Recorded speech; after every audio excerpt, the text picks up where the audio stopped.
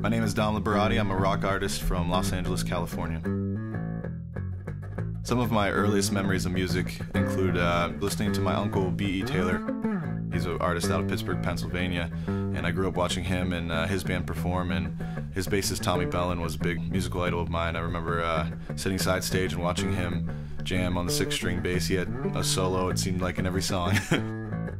He was pretty much as funky as they come, so I learned everything off of him just by listening and watching and seeing him perform.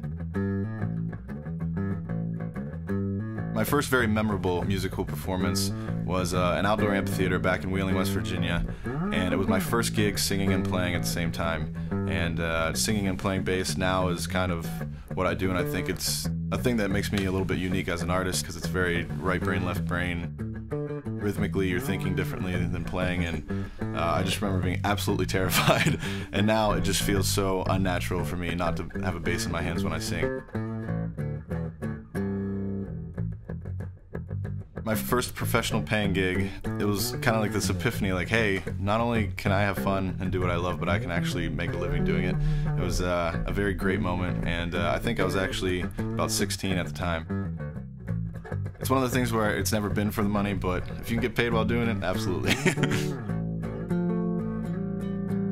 The first big moment where I thought, yeah, I can do this and do it on a professional level, I was on stage at Heinz Hall in Pittsburgh, Pennsylvania, in front of about 2,000 to 3,000 people, and had a big bass solo, and the crowd went nuts afterwards, and that was an amazing feeling.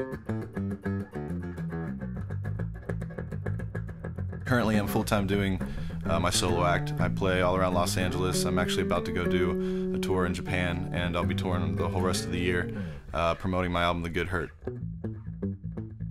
Right now, I would say I'd spend about 75% of my performance time on stage as opposed to the studio, and that probably flips back and forth about every year, depending on whether I'm focusing on out touring or doing a new album. My equipment has a huge impact on my tone and professionalism, both in the studio and on stage. I pride myself in being a gear nerd for the most part. I actually custom assemble a lot of my own basses, so I go through this whole process of, spending all this money, putting the right woods together, putting the right basses together, putting the right amp combination together, and the right rig together.